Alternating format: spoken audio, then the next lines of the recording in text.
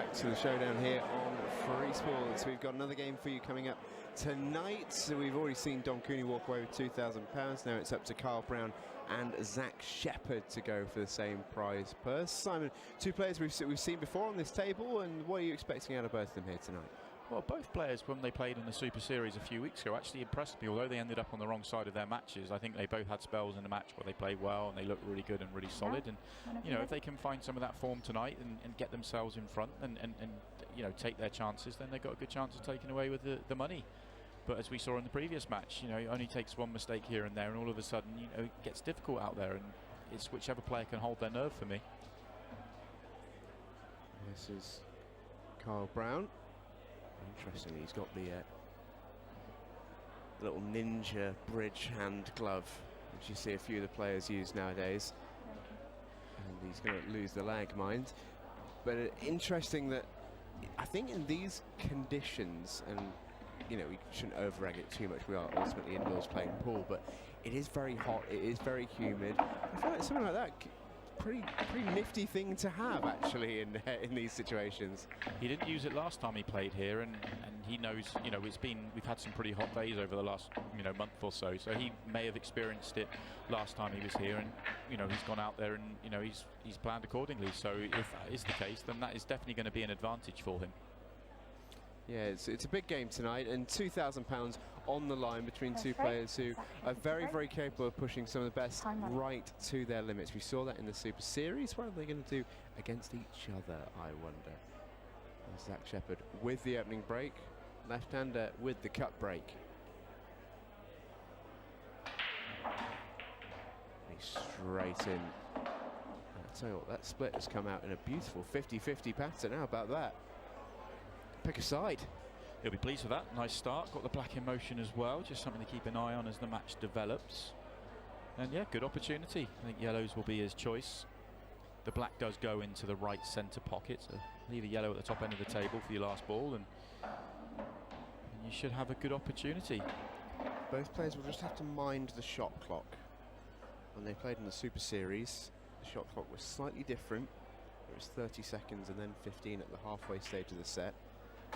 In the showdown matches, it's just a flat 20 seconds, and we'll be careful not to get caught out by that. It is amazing what difference it feels playing from 30 to 20.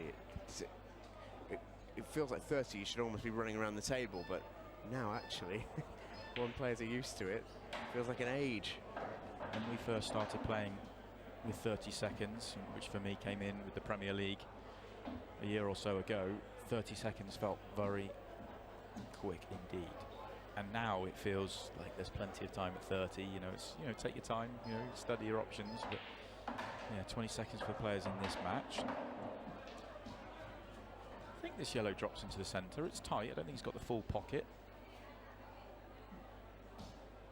Well, we talk conditions and how hot it is and all that sort of thing. Obviously, it's never easy to play anything whilst you're physically uncomfortable. I mean, that goes without saying.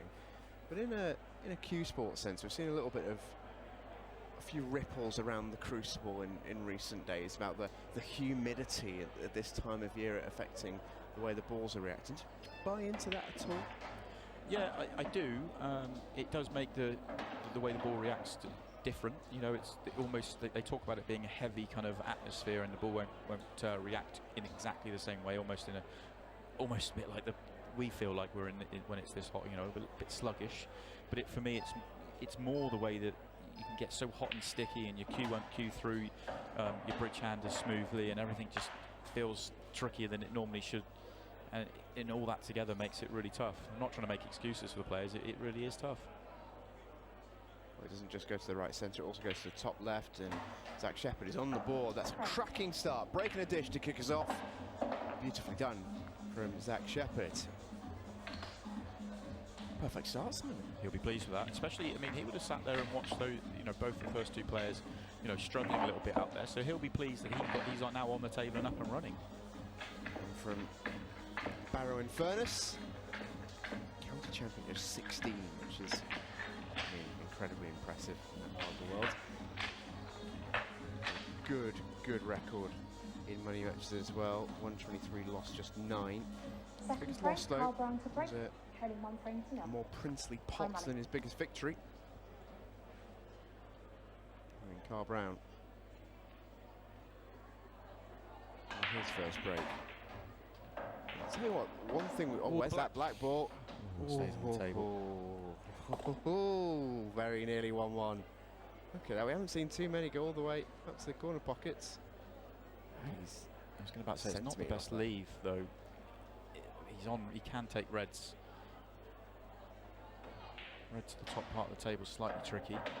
Just looking at the that graphic for Carl and his player information, and one of the things that we noticed in the Super Series was that he's got the nickname the Mankini Man, and we did question at the time, I wonder what that's for, kind of in a joking way, but we found out after the event and after he had actually been knocked out that that was for a charity event that he was involved in. So that's where that name come from, and good on him for, I can't remember exactly what he did, but good on him for getting involved in doing that.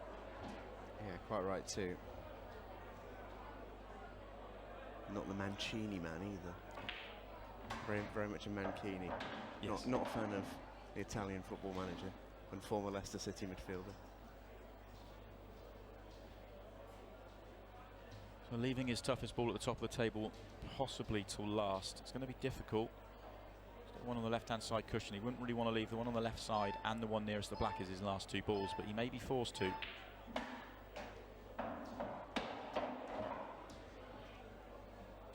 He's worked his way around these pretty nicely so far. This will be a boon for both players if they can make their way unscathed through their opening breaks. I'll be really pleased.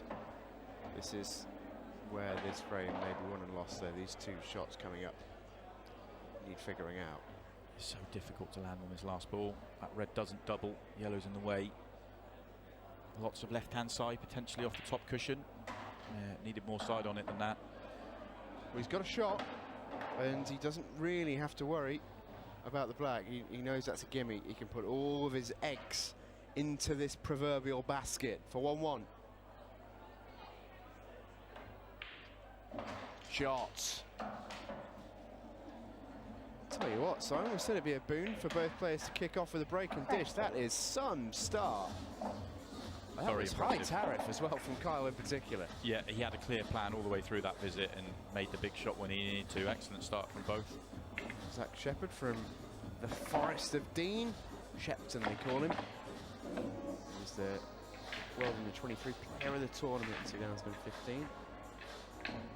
Got a negative money match record. But, he has got a 15 grand win to his name. Big Swansea City fan. He also likes a bit of the NBA as well. 3rd frame, Stephen Jack Curry. to break, 1 frame all. Time I money. asked him about his money match record when he arrived this afternoon, and he was saying, well, he does, he likes to challenge himself, and he's taken some matches that perhaps he shouldn't have done in the past. Possibly why he has that negative record. But he won't shy away from big matches. So if he keeps breaking like that, he shouldn't. 2 fantastic breaks.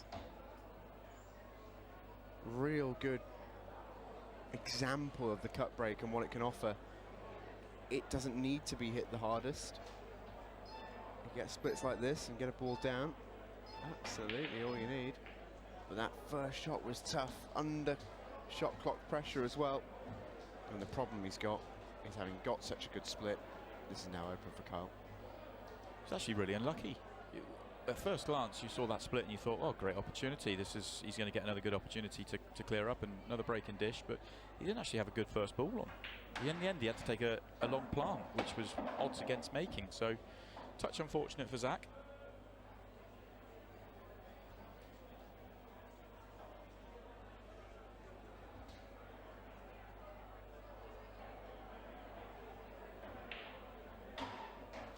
Kyle started so solidly.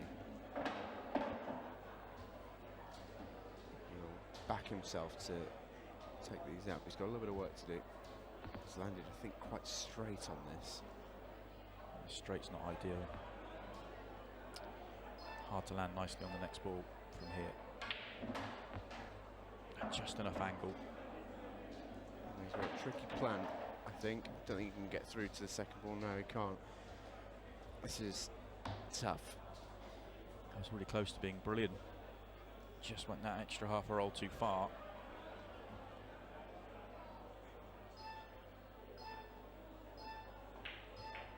Oh, shot. Tell you what, he's come to play Carl Brown tonight. That is terrific. He really has. And I think the white's travelled far enough up the table. He's on the yellow to the right corner, which makes things a little bit easier, assuming he's missing the cannon on the red at the bottom of the table, which I think he is. Yeah, nicely done. Oh, this is brilliant. Well, from the sort of madness of the last game with misses galore, this has been, I mean, a perfect standard so far. Neither player has really made an error. Zach Shepard unlucky off his breaks and only have a very difficult long plant to go at. I tell you what, that black wasn't a gimme either. Right. Both players are really turning up here in our second match tonight here on Free Sports. Carl Brown goes 2-1 up in the first set. That is 3 frames of the highest order between our two players here. If you take a look at the Super Series table, and you'll see here the tournament tree, both names at the front of it. Carl Brown was beaten by David McNamara. Really good spell in set number 3, took that game away from Carl Brown from David, and Zach Shepard was in the very first game of the Super Series, and he took John McAllister Frame 4, to the full Carl 5 Brown, sets. 2 John frames, wasn't 1. at his best Time running. by any stretch of the imagination in that one, admittedly, but I think both players have settled remarkably quickly, and I think having that previous experience in this environment can only have helped. Yeah, I agree with you. I think that extra experience in this environment has probably helped them a lot. Although it's a similar story to the start of the match for Carl. He did the same thing in his Super Series match that he ultimately lost to David McNamara, but he did start off really well.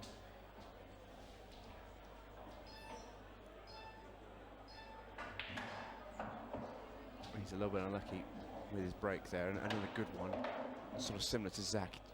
Just got a little bit unlucky on it.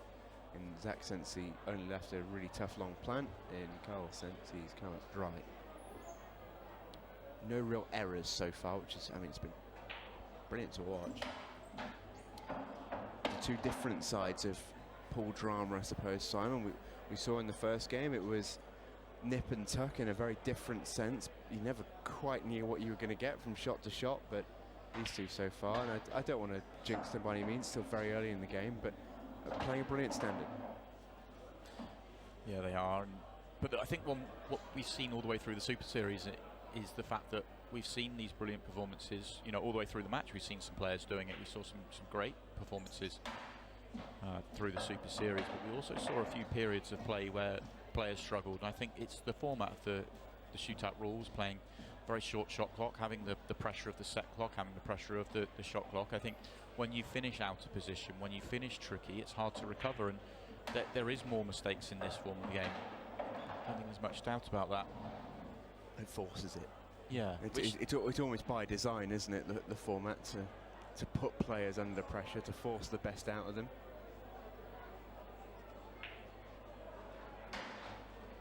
So what, both players are potting beautifully.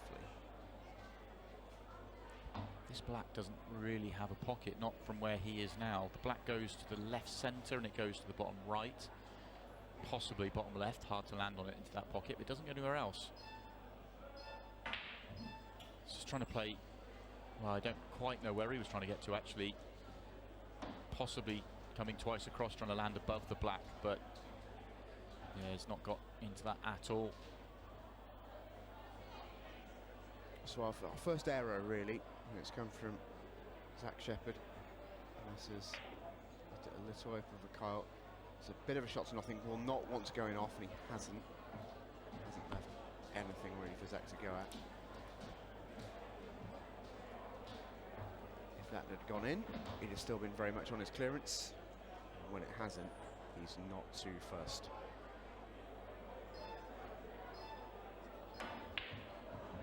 Off the red. Oh, I thought that was in. I really thought that was in. And that was absolutely as played as well.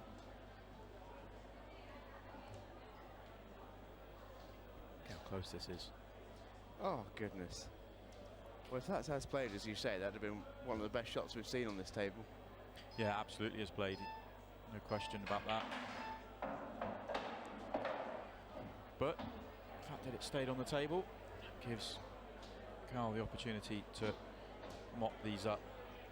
Red on the right hand side is slightly tricky. Lands on it nicely, it won't be a problem. Sorry, go on. Just going to say the two at the bottom of the table look awkward, but pretty routine plant. We were speculating earlier about his nickname, the Mankini Man. Would you like to know the story, son? I'm sure our viewers would. I was disappointed I couldn't remember it, because I knew I was impressed when I heard it, and yeah, I'd like to know. Well, you raised more than 300 quid for a local food bank in his neck of the woods in Barrow by selling hugs, selling cuddles for £1 in Barrow Town Centre, dressed in a mankini. And if he sold more than 300 of those, underneath those pool player polos, he must be doing something right. Yeah, well, fair play to him. Braver man than me. yeah, absolutely. Although that sound indicates the halfway stage of the set.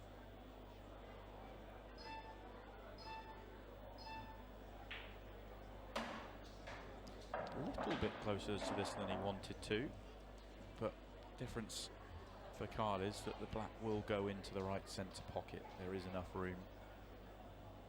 Doesn't actually have to be that precise, because I think he can hit the near jaw, it will just come off the yellow.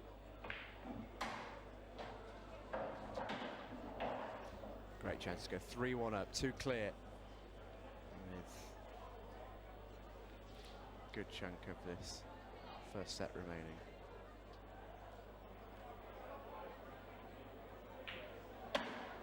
Nicely played. He'd lined that up just to make sure, and make sure he did. 3-1 Kyle Brown. £2 grand prize pot tonight. That isn't £2 grand, it's quite a bit more than that. They won't get to walk away with that entire case. That's for me and you to play for at some point. Yeah, no, that's yeah. No, but joking aside, there we have seen matches being played for that level of money. We've seen money matches reach the kind of, you know, the 70,000–80,000 pound mark, which is some sum of money to be playing pool for in this format. Well, I say this format, even in a race to 25 or 30, that's just a one player. You know, when you're putting up half the money each, you've got to have some bottle to play that. Yeah, you've got to be some player to play that as well. You really back yourself to a level that most just simply can't. Well, Zach's been unlucky there because he's come up dry, and again, he's broken really nice. This is a great split. Good chance here for Kyle. Really good chance.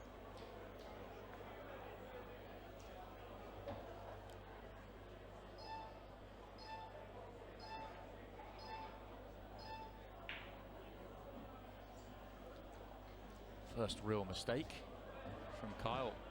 Just when we thought potentially another good opportunity. Tough pot though. Centre pockets are nippy.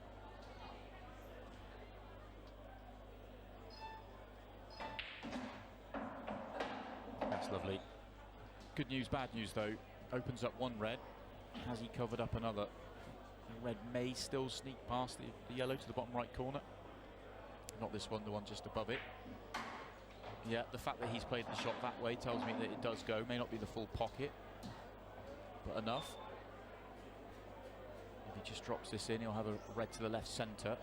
His attention will turn to the red at the top of the table, which doesn't go, or I don't think goes to the top left.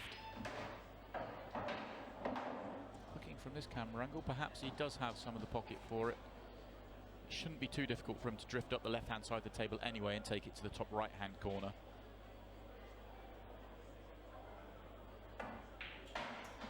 That will make it trickier if he does have to drift up the left-hand side, because that would have been the ball he would have wanted to use.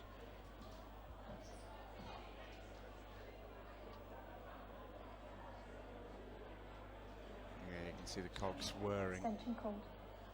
It's actually awkward here. Whichever way he goes, Extension red in the called. centre or red in the Thank you. corner, he's not got a nice angle. He's either coming down the table, which would leave him too thin if he takes the one in the centre, and this one means he's going across into the yellows and has to avoid all the yellows. Well, not the way he played it, that's for sure, hitting that yellow, but it is the perfect angle. Yeah, he's come up in roses Yeah. after that shot. He put a hand up behind him to acknowledge that wasn't quite as intended, but he, in reality, couldn't have played it any better. Is he all right in the potting angle? Yes, I think he is. See on the overhead there, I think he's absolutely fine. Much thinner than I think he wanted to be.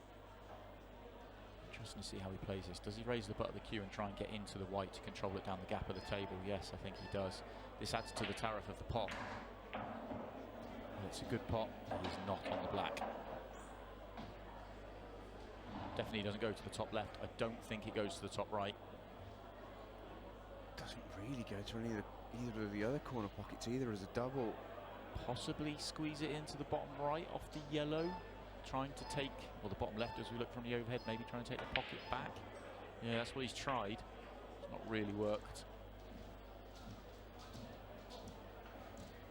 And again, a little hand up of apologies. He's not left Kyle much to go at, but Kyle's pretty secure here in the sense that he is now in the driver's seat for this frame. Big chance. Oh, where's the white? Doesn't want to follow that in though.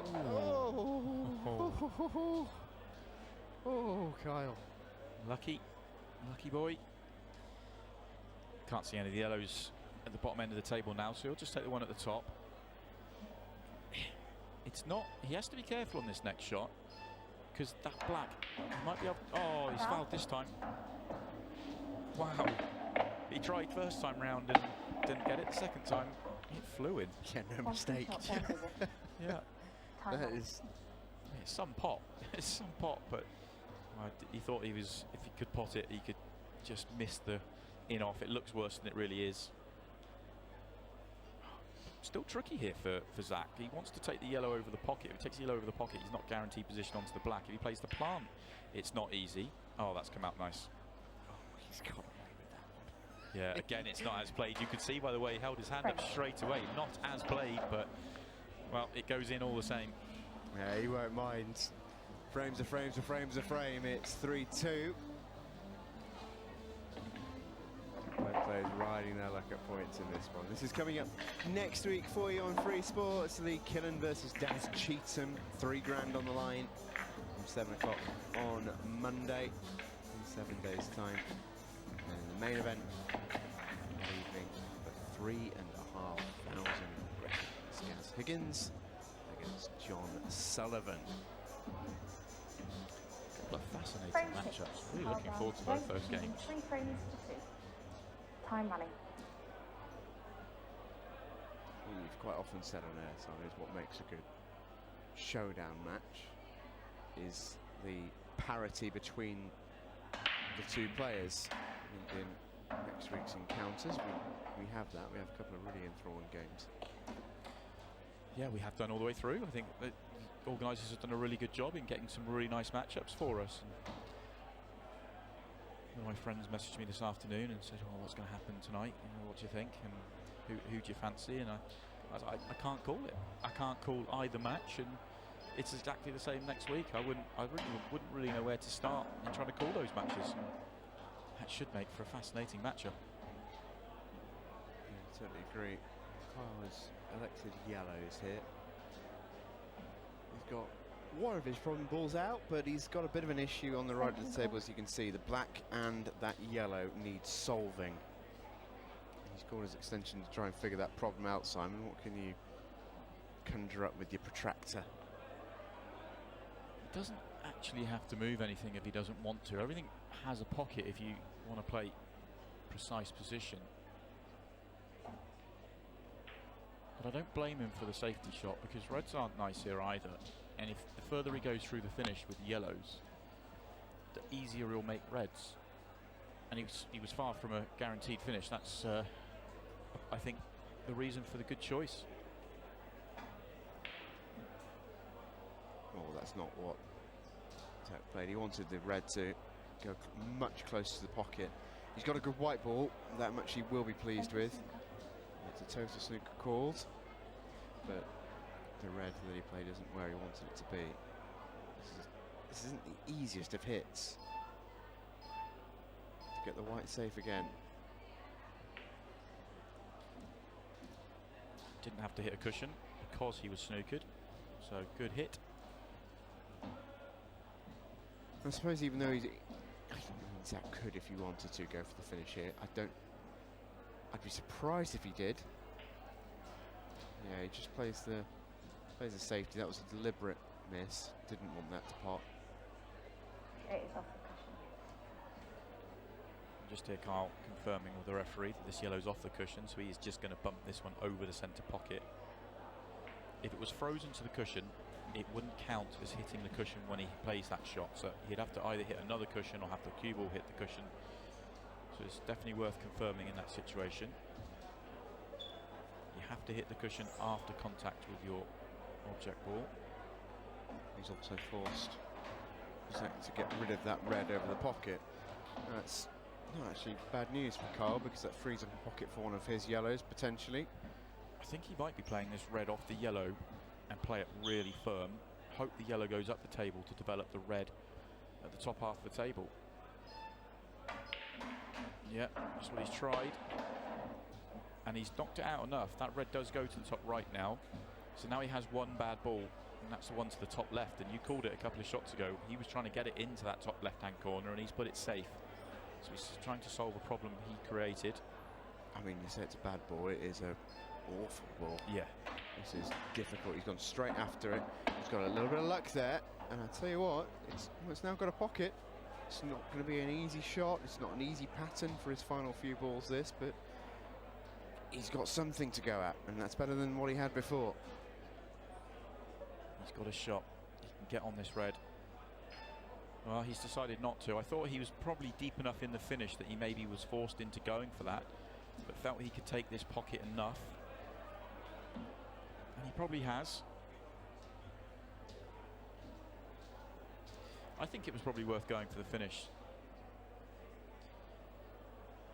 But, you know, it's easy to say from my position, and this is exactly why I think it was worth going for the finish, because now reds are huge second favourites in this frame. Whereas all three reds went, okay, they weren't nice. He could have taken the red on to the left centre from where he was, or he could have played the one to the top right corner to then get on the one on the left hand side to the bottom left hand corner. So he had options. And okay, the one in the middle of the table is not that easy either, but at least there's a pocket for it. So he had choices. Yeah, this is the shot that he had. He could have gone for it. You see, he's taken the pocket, didn't fancy the clearance, but the problem he has is when you've got 3 left on the table and your opponent's got 6, you're a big second favourite. You're going to lose that tactical battle. Yeah, every day of the week. So, that, whilst he may have felt he was odds against making the clearance, was that going to be his best chance to win the frame? And the answer may well have been yes. Yeah, Kyle very much should clear these out now. It's all there for him. And we're taking one away. Taking one away with probably 3 minutes on the clock, give or take. That's a very strong position.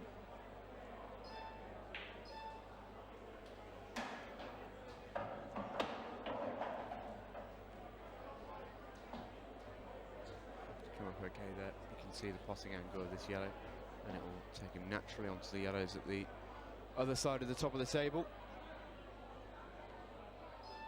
Just to drop it in. That's come out nice. Just what he was after.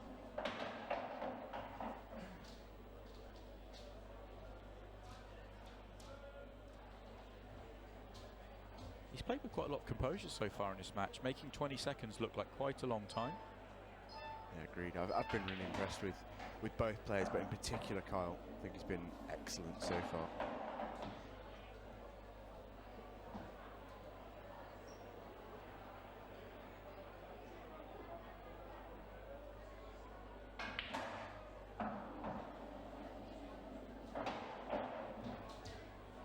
Fairly rudimentary black ball. To go too clear with round about 2 minutes and 40 to go. Frame. There we go then, 2:39 left on the clock as our referee Donna Evans will re-rack. There's just about enough time here still for Zach Shepard, but he is very much up against it. This is now going to be very, very difficult for him to come back from this. Pretty sure he's going to be looking back at that last chance and thinking he should have taken it on now. Easy to say in hindsight, of course. Yeah, it's certainly the frame has got away, and it's tough chance from here. He's going to be up against it if he doesn't manage to turn this around in set number 2, simply because Carl looks so comfortable and so composed. Frames to 2. Time running. Golden break helps. Oh, golden break helps. Wow. Well, now it's on. Frame.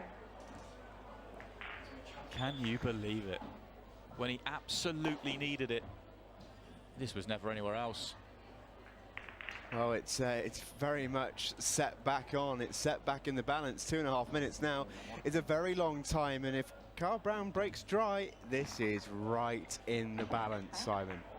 Yeah, dry break now would make things very interesting and be, ask the question of Zach, what have you got? Can you make that 1.5 minute clearance? Yeah, he'll just want to have the opportunity. And if you can have a perfect golden break, I mean, that was it. Straight in off. Absolutely no ricochets. That's as pure as it gets. Yeah, and I've talked about it a lot tonight, a number of times tonight, that the cut break will give you more chance of the golden break because you're going to get the black in motion a lot more regularly. Because you're hitting the ball that's next to the black, so in theory you should get the black in motion more, and it's going to come out well this time for Zach. Oh, big break this for Carl Brown. It's 4-3, 2.5 minutes remaining. This could be the final frame of the first set. If it is, Carl Brown will take a minimum of a half. He'll want to win it, of course. Makes a ball. Where's the white ball? It's safe. This is an okay break. I think his first shot is his biggest problem here, Simon, at first glance. Yeah, he wouldn't even, in that situation, you're not even worried about getting an opportunity to clear up. You just want to make a ball and use 20 seconds on every open pot you have available. And he doesn't get a pot. He makes the ball off the break, step number 1. Step number 2, he doesn't have an open pot to go for. So no choice but to play the containing shot and almost try and force Zach Shepard's hand. Well, Zach Shepard does have he does have something to go for. Is it easy? Absolutely not. Oh, but now then, what a shot, Zach Shepard. What a shot that is. He's a little unlucky that he's tied the red up at the top right of the table. Otherwise, he would be screaming his way to 4-4. As it is, work to do.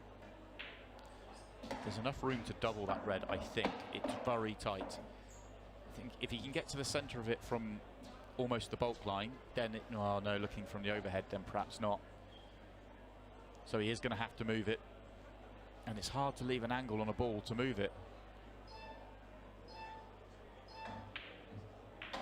Oh, it's brilliant. That is absolute. That's the best shot we've seen tonight. That is excellent around that yellow at the top. He had no room there. Well, I tell you what, we've seen a very, very high standard in this opening set, and we should be about to halve it. Zach Shepard, time on his side. He wanted a couple more rolls. This is now not easy. It's now missable. Yeah, one more roll and this is unmissable, this black. How's your nerve? He's missed it. I don't believe it. And nor does he. Look at him. Oh dear. All the hard work was done. Conceded. First set, Kyle Brown. Oh no.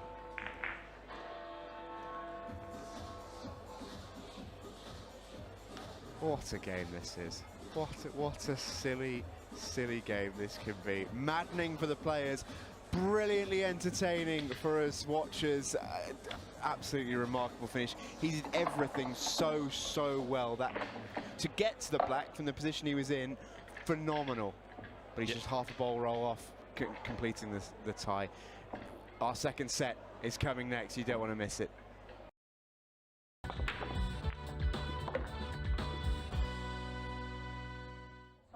Well, some fantastic action in the shootout showdown so far tonight, but none really finer than our opening set here between Kyle Brown and Zach Shepard. Zach Shepard competing here after a golden break to try and tie up this set, and he comes so close. Played one of the shots of the night, if not the shot of the night, to open it up for him, Simon.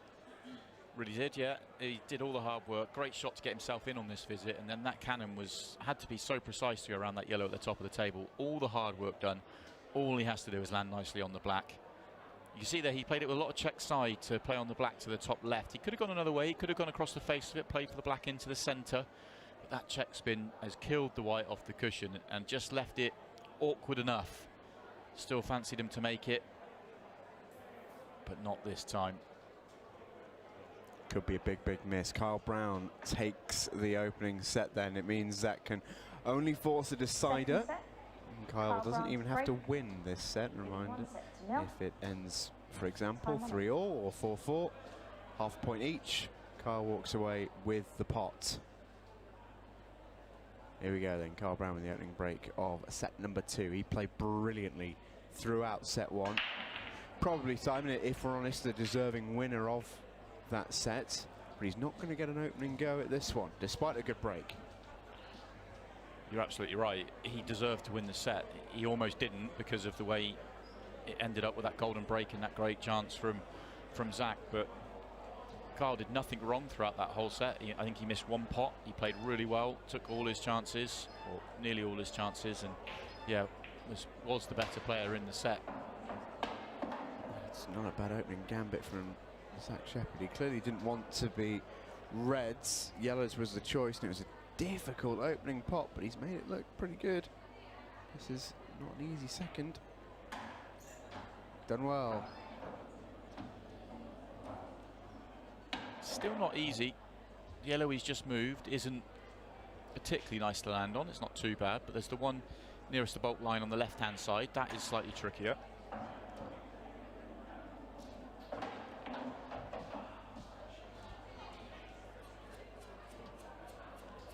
Has not helped particularly.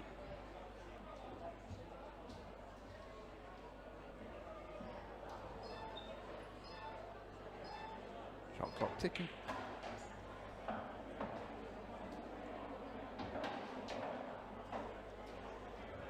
Looks like he's gearing up for this yellow on the left-hand side, and he had a similar sort of pot that he didn't take on at 3-2 behind in the previous set, and it ended up costing him. This time he is going to take it on.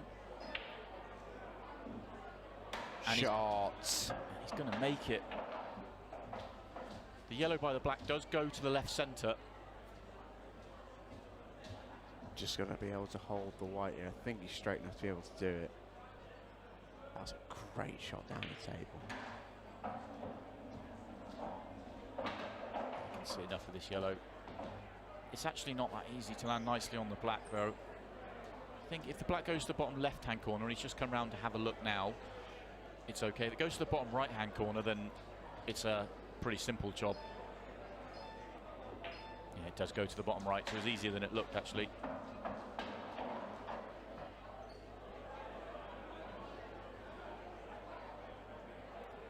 One 0 in this second set. Zach Shepard makes absolutely no mistake.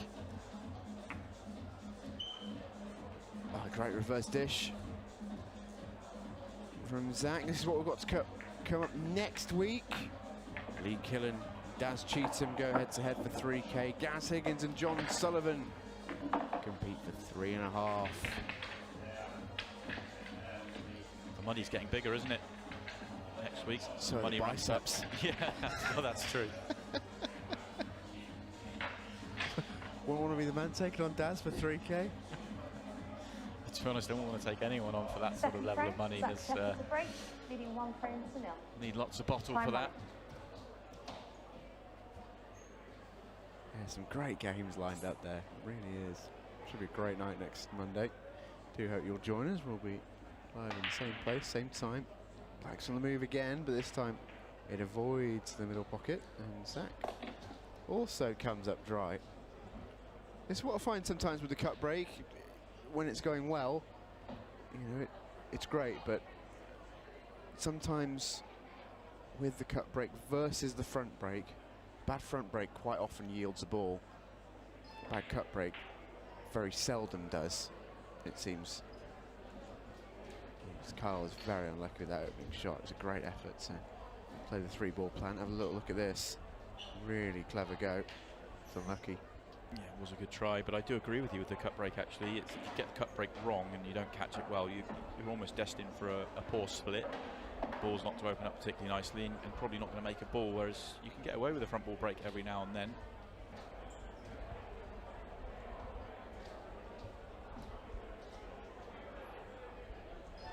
Zach's in again. You just get the sense that he'll want to get into a little bit of a lead here. He won't want to go tit for tat in this second set. He will want to get this out of here as quickly as he can. Not let Kyle have a chance to go on and halve the set, or indeed go on and win it. I agree. The man who's behind is under pressure. They have to not just win this set, but also they know they have to take it to a 1-frame tie break.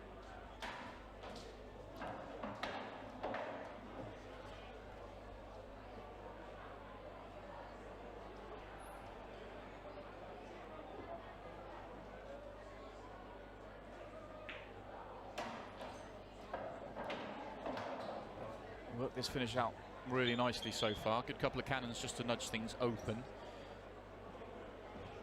Landing on the black isn't guaranteed.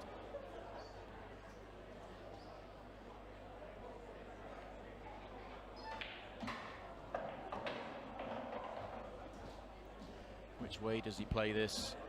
If he tries to come down the middle of the table and overhits it, then it could be awkward. Could come down the left-hand side, glue the white to the left-hand cushion and have it into the middle or the bottom right-hand corner. In the end, he's got away with one there in the end. The reason I thought he might come down the left-hand side was because it was hard to land perfect on this red into the centre pocket, and we've seen how tight these centres play. But he has landed perfectly. Frame. Really nicely done by Zach Shepard. It's 2-zip. This could have gone so badly wrong. He's actually played it pretty much to perfection. I don't think he was playing the cannon, but he would be happy with the result. He has finished perfect. Absolutely, yeah. The result was played to perfection, yeah, rather than the actual intention, if that makes sense. Yeah, but it was difficult to land on it nicely in the centre pocket. And he's done well, and that's 2 good clearances on the trot for Zach. He's doing all he can so far in this set. It's hard to bounce back from. You could see him hang his head in that first set. He was so disappointed, having done. He knew how well he'd done to get. You know, he was 4-2 behind with 2.5 minutes left on the clock. He knows how well he'd done to get back into that set, and to miss the final black, it's hard to recover from. But so far, he's doing well. Just as the black is flying around the table this time from Carl Brown.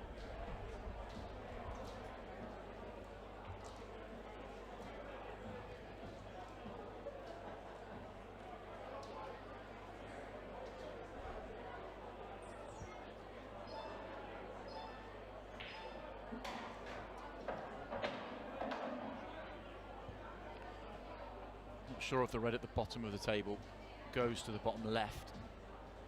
If it doesn't, then the red at the bottom is a problem ball. The rest are not. The rest are in the open nicely, even on the right hand side. If he lands nicely on it, won't be a problem. Sorry, he's decided to go yellow. Sorry, he's confused me there. He has gone yellows. This I don't think this plant at the top of the table was on. I don't think it was. I think Zach's almost played himself there in a way. Yeah.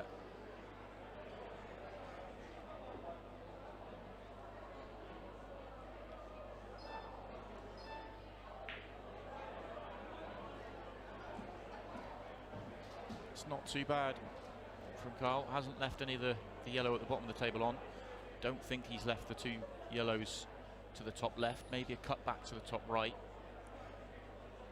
If those 2 yellows don't plant still, this would open them up. He's played the double, and he's played it nicely. Great shot. Fully intended from Zach Shepard. I'm assuming because he's played the double rather than the pot to the top right corner that these 2 yellows now will plant in off the jaw.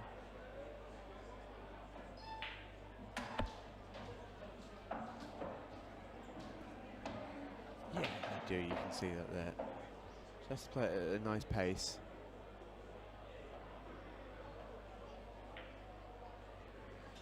Oh well. In the end, he decided not to play it and played to snooker instead. Slightly strange to take on 2 pots to then play the snooker. You think if you're not going to go for it, then you should not go for it with as many balls on the table as possible. Yeah, it is a strange one, that. You don't think he tried to play it and missed it, do you? No. Didn't seem like he was taking that on in any way. No, I don't think he could have been playing that. He just wouldn't have played at that pace. Maybe he felt that he was going to play the plant, because I think he for sure could have squeezed it in, but landed on an angle where he couldn't get onto the ball that he was hitting, and so then decided to play the snooker. Well, it's going nicely for him. It's certainly worked. All of our debate is now pure conjecture, because he's now in the clear. Well, he's not yet in the clear. This shot here is going to send the white running through a minefield. He knows it. A little smile tells us that. This is not easy to land on these yellows at the top of the table. Played it well.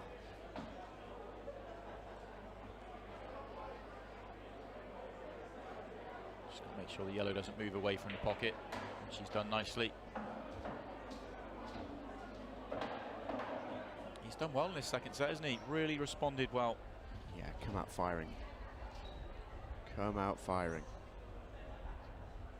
And I don't think Carl's really done particularly much wrong. And he's going to find himself 3-0 down. So he had that missed plant and a couple of dry breaks.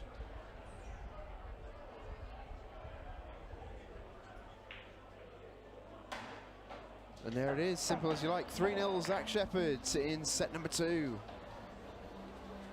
This is heating up beautifully. Difference in standard times from our first game is marked. Both players have settled, didn't they? They settled early. Both players got off with a break and dish in the first set. Almost like that settled them down, and they were up and running. And interestingly, not a single one since. No, which is amazing. Yeah, but it's not as though they haven't played well since. Both players, there's been the odd mistake, but only the odd mistake from both players. But there's been, you know, when there's been a mistake, the players have been punished for it, whether that's been a safety error or whether it's been a missed pot. But the mistakes have been then punished.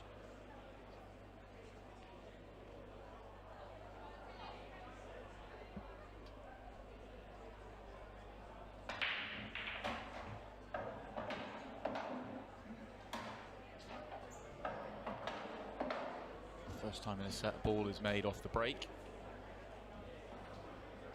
Not the best split though. If he goes reds, there's one bad red on the table, and he has the 2 reds just inside it in his bottom half of the table to potentially try and develop it. If he goes yellows, there is more problems, but it's the same area of the table that needs to be developed.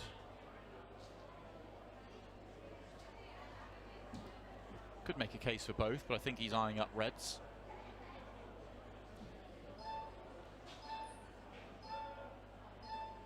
I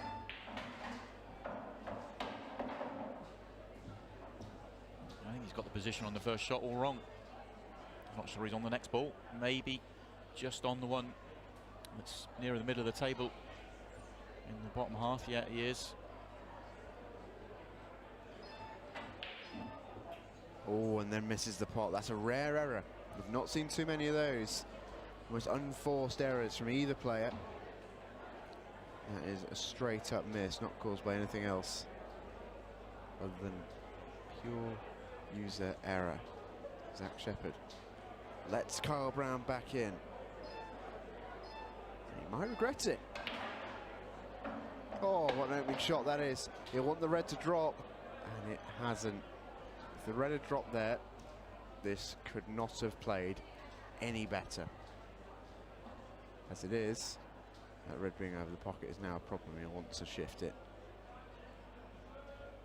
This is a tricky shot. This is either going to make things 10 times worse, or it's going to open everything up. So he's playing the yellow to the bottom right. He's going to cannon into the yellow. You can just see him lining it up there. He's thinking about cannoning into that yellow, and that yellow going across and playing the skill shot on the red over the pocket. A lot of things can go wrong here. Some shot if he gets it right. Some shot if he gets it right.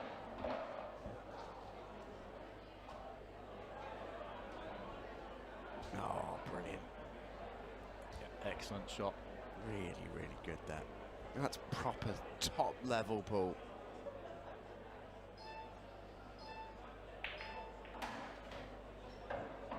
Deserve that little good nudge. He's just got good plant. Nudge helped with the position. And now the frame is open for him. And we've spoken about this before on other broadcasts, Simon, I know. But 3-0 can be such a weirdly fragile lead in pool, because you can only play one shot in 3 frames and lose 3 frames. Players can turn matches around so quickly, as you say. Just a dry break could be all you get, and you lose 3 straight frames. I think the worst thing you can do out there in this format in set play is almost feel like you're cruising at 3-0 ahead. And even at 4-0 ahead, you still can't ever feel comfortable.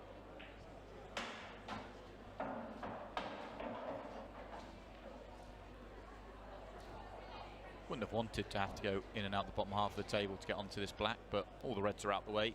No real problems here.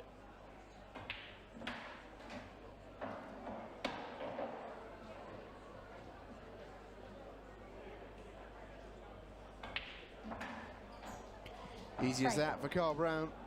And he's on the board in set number 2. And he's got the break next. He will back himself here, having had a successful previous break. Here he is, the Mankini man.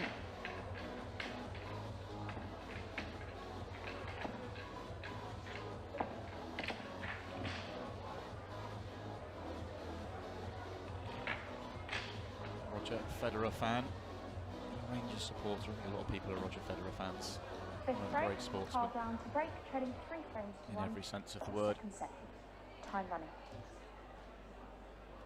Here we go, big break, big moment in this set. Big moment in this match. Makes a ball, makes a couple of balls. Got a good split, got a good pot to go to, and now Carl Brown can get to work.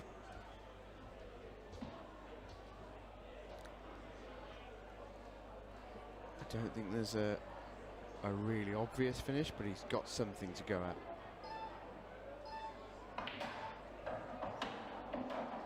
That's good news, bad news. He played that on purpose off the yellow, like getting the white into the yellow, trying to get that yellow to bounce out the way for the red at the bottom of the table. Was taking a risk with the position onto his next ball, but the problem he has isn't so much the white going up to the top, but more that the red is blocked off on the left-hand side. Can he still get to the potting angle? Oh, he could. He could. Oh, he's fluked it. That could be huge. Would you believe it? Would you believe it?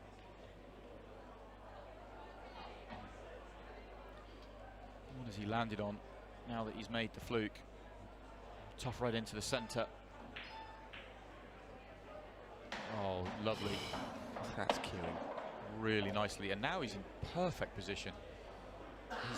He's one way or another, he's got this into a great chance. Wants to land nicely on the red into the right centre, ideally straight, but anywhere near straight's fine.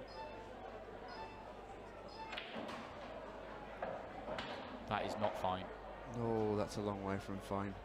So a little bit surprised he tried to go up the centre that way. I thought he might come 2 cushions, give himself a little bit more room to manoeuvre. He's got that one all wrong.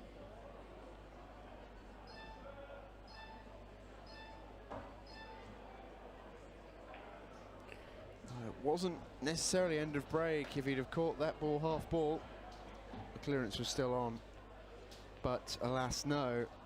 And Zach Shepard is in again. And this is such a big chance to go 4-1 up. He can't pass this up if he wants to walk away with the prize purse this evening. Doesn't need to move anything. That little cluster of 3, 2 yellows and a black, they unfold nicely. Yellow into the right centre, yellow into the bottom right corner, and the black goes as well. Possibly too risky to leave those 2 yellows for your last 2 balls, just in case you don't land straight on the yellow into the centre, so he is gone after it now. As long as he can top this through on and off the cushion without kissing the black, then he's fine.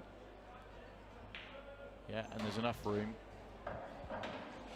So this has worked itself out nicely.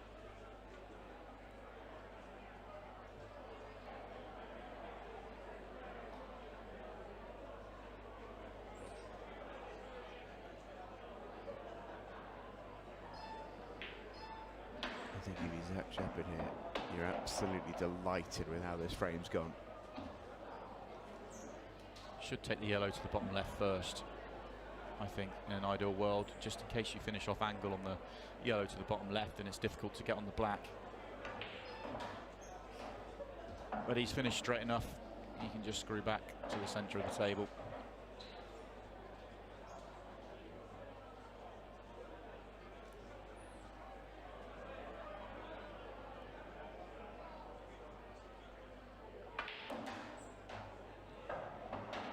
Decided to go in and out the top half of the table just to make this black even easier.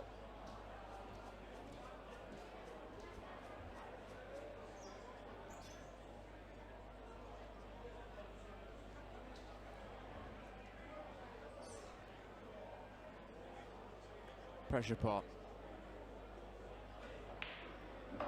Beautiful. And Zach Shepard goes into a 4-1 lead. Less than 10 minutes to go. He is 1 frame from forcing a decider.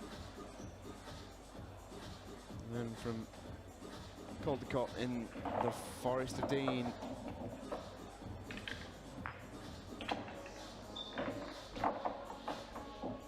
It's a great way to round off the night, wouldn't it?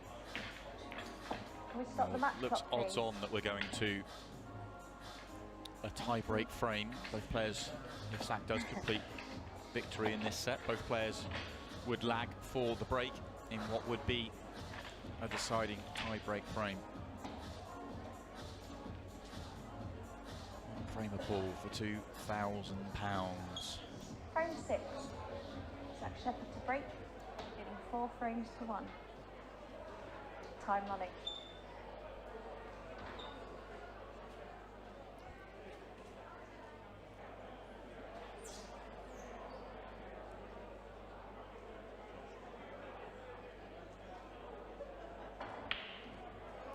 Okay, interesting. Zach has decided it's tap break time. That's the first time we've seen that in any of the matches we've had here during lockdown. Theory being there that he doesn't want to open up the pack, he wants to keep it as tight as possible. For me, he's done this a little bit too early. I think 9 minutes on the clock is probably excessive for a tap break. That's the sort of thing, if you are going to do it, then you do it with, say, you know, last minute or 2, just to make sure you're going to win the set. But first opportunity, Kyle's going to open everything up, and if he makes a ball, he'll get an opportunity. Yeah. Oh, well. Strange decision that for me, for Zach, to do that. 1 free shot, 1 visit. Open table. Yeah, I mean, I must Time say, running. I mean, we talk about the percentage shot a lot in this game, Simon. I suppose in many ways that is the percentage shot, but I think a lot of players would really bulk at playing that as not on a front, that's too strong a word, but it's not really in the spirit of things. Yeah, it's one of those, in the right moment and in the right time, and we saw it in a couple of the shootouts. I can think specifically in Doncaster. I think Liam Dunstop did it once or twice when he was a frame ahead with the last minute or two on the clock, and I question whether Jordan Shepard should have done it in the grand final, actually. Not that he ever would, but I said that if you were ever going to do it, that was the time to do it, and we saw what happened. He broke dry, and Simon Fitzsimmons cleared up twice in 2.5 minutes.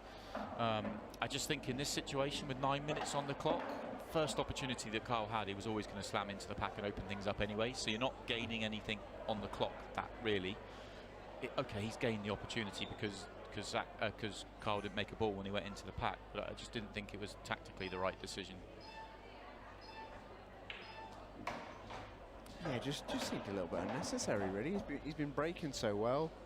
You just back yourself to make it, and if not, he will have another chance, you know.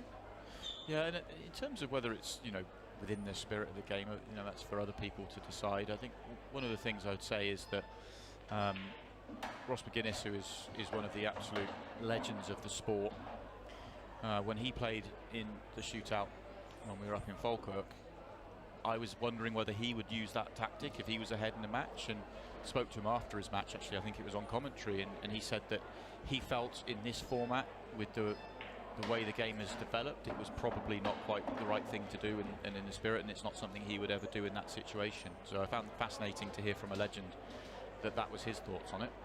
Everyone at home will have their own opinion whether it's the right way to go or not.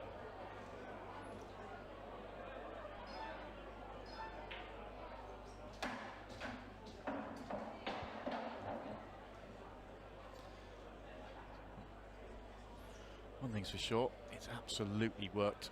Zach Shepard, he's earned the opportunity. He's worked the clearance out, and this black will take us into that tie-break frame. I mean, you can't knock it. It's absolutely kind of a dream for him. A dolly of a black to take us into a deciding frame then for Zach Shepard. Very well played. Responded brilliantly after losing that first set. Really, really impressive second set from Zach Shepard. And it's not really as if, Simon, that Kyle's dropped off too many levels. It's just been all Zach in this second set. I don't think Kyle did much wrong in that set. He didn't. It wasn't like he threw away many chances. You can see on the stats there, every time he's gone for a clearance, he's almost made it. You'd have a lot more balls missed, total balls potted if you were going through clearances and not making them, considering he's won 5 frames in this match. It's just that the chances have come Zach's way, and he's made the most of them. Well, both players now will be going to the ball cushion, I should say. And that looks like that is going to be Kyle Brown. Oh, perfect. Okay then, Kyle Brown, it's your break. One imagines we won't be seeing a tap break for this one. No, I think that's one thing's for sure. He's been breaking well all night, to be honest. So I expect him just to, you know, hit another good another big break, and hopefully he'll get the opportunity. You know, it hasn't been coming for him in this set so far, or in the second set as it was.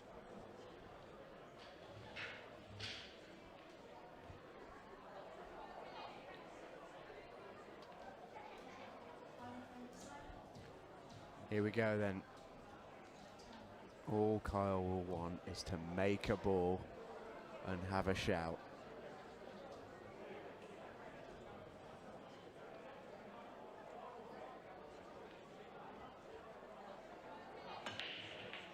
Oh, where's the black? Oh, where's the wow. white?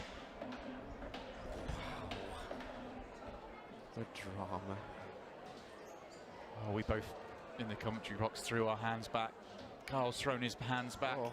It was all going on that break. For a second he thought he'd won it in one shot, then the white goes in, and it's going to be Zach Shepard with a golden opportunity.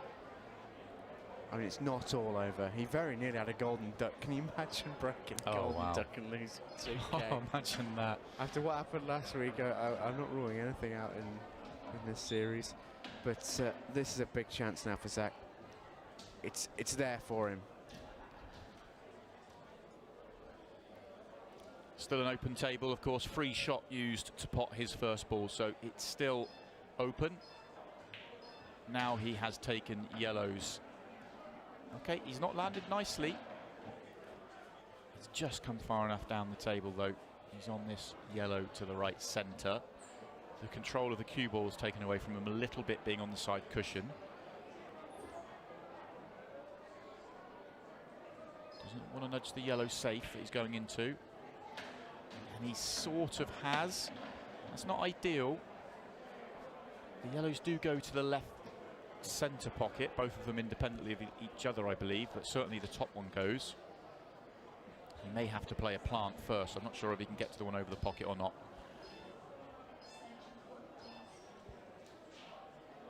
Used his extension. Each player will get one extension in this frame. But he's gone for the plant and he's played it well. Really good shot. Well, he's on the cushion and he's fairly straight on this yellow. He's not going to be able to get nicely onto the yellow into the centre pocket, I don't think. He's just going to have to be able to drop this in, I think. Just accept a fairly bad position. I mean, he's not done badly there, actually. Yeah, he's got probably an extra, you know, extra 2-3 inches further up the table than I was expecting him to. So if the bottom one of those two goes, he'll probably take it. The top one's just taking him a little bit off angle if he has to take the top one of the two. So it is the bottom one. And it's a good nudge. Oh, it did go. There we go. Now then, getting on the black isn't the easiest thing to do. He'll have to be the other side of this. Just wants to mind his work. 2 shots away. 1 shot away. And it's going to be a dolly. Zach Shepard, all focus. Has done it. Fantastic work from Zach Shepard. He comes from behind in the shootout showdown to take the $2 grand prize pot. And look what that's taken out of him. We'll speak to Zach after the break.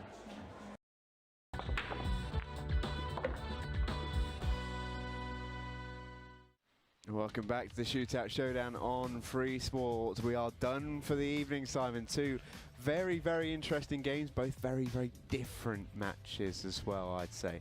Both players struggled in our first match of the night, and it showed some great bottle in the end to get the match won. But in that second match, both players played really well, and it made it fascinating because when their mistakes were being made, they were being punished. Both players were playing great pool, and it was exciting all the way through. Well, 2 games tonight and 2 deciders. And the winner of our second one, Zach Shepard, can speak to us now. Zach, first of all, a big congratulations. You held your nerve in the final frame decider. How are you feeling, first of all? Not really sure what to think at the moment. I'm still fuming from the black I missed in the first set. I thought I paced the finish well, the whole finish, and I got to the black and I slowed down, and then I don't know what I've done. Well, I was going to ask you about that because you had the golden break before that finish, and then that finish would have been absolutely magic. The shot to cannon everything out. So when you missed the black, you were visibly, you know, shaken by it. How have you managed to sort of keep your composure and play so well in that second set? I think it's kind of just loosened me up and thought like I just went for it from there and played quite attack until the end of the set where I slowed it down. I was taking my time on that last finish thinking it was 3-1 because I was trying to slow the clock down, when if I knew it was for the win I would have took him out a bit quicker to level it 1-1 in sets. A really crazy game, Zach. A word for your opponent, Kyle, because it felt like from our perspective both you weren't really making many mistakes. It was a real back and forth out there. I broke dish first and I thought, here we go, I'm going to play all right for a change, and then he broke dish back and I was under a bit of pressure, and every time I come up with a good shot he had something to respond to it, and the same elsewhere. It just summed my money match form up really. I'm either amazing or clinical or dreadful, to be honest, and a few of the misses were bad, but a lot of the stuff was good, I hope. Zach, I want to ask you about the tap break in the end of the match there. What was your thought process there? Because there's quite a long time left on the clock and it sort of felt quite early to be bringing out the tap break. I just remember when I played in the Super Series here, I was 2-all in sets and 1-0 up against John McAllister in the last set, and I broke dry, and then after that I went 4-1 down in the set and ended up losing the set 5-2. I just wanted to try and slow it down a bit and just make sure I didn't give him an easy chance to get a bit of roll go, because he's capable of taking 2-3 frames out on the bounce like I did in the first set, so I just didn't want to give him that chance really. And in terms of how you played tonight, you know, we saw you against John McAllister in the Super Series. Do you think that match and how that went, taking him as close as you did, put you in pretty good stead tonight? You looked really comfortable right from the off. Yeah, it was hard against John because I come in through lockdown. I hadn't picked the cue up at all, and as you saw when I was practicing before that Super Series match, and I was just happy that I was able to put a little bit of practice in going into this game, and I think I played a bit better. Until I watch it back, I won't really know. I can't really think.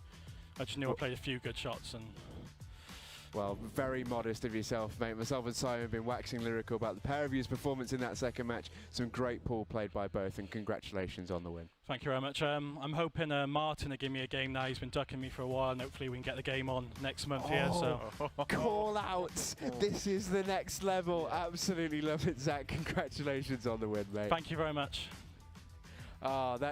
This has now turned fully WWE meets pool, and I'm all for it, ladies and gents, let me tell you. Simon, a great night of pool, and as I said, very, very different, but in each its own way, very, very enjoyable. Absolutely. Whichever way it goes, there's always drama in this form of the game. You know, the first set was edgy, both players were struggling. That second set, second match, both players played brilliantly well, and plenty of drama, and both matches went all the way. Well, I'd probably say it's not quite as dramatic as last week, but I'm not sure anything could be. Well, who knows? These two will give us a run for our money, I'm sure. Next Monday on Free Sports, the Shootout Showdown continues. Lee Killen takes on Daz Cheatham for £3,000, our first match on Monday night next week. And then following that, for the Princely Summer, £3,500. The stakes get upped. Gaz Higgins takes on John Sullivan. Well, that'll just about do us from another Shootout Showdown, ladies and gents. We hope you enjoyed it. It went down to the wire. 2 final frame deciders. And we've now got players calling each other out. We've got the lot.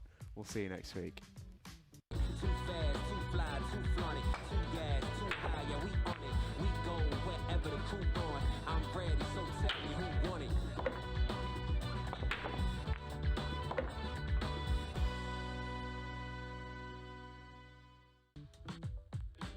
This program is brought to you by Town Billiards.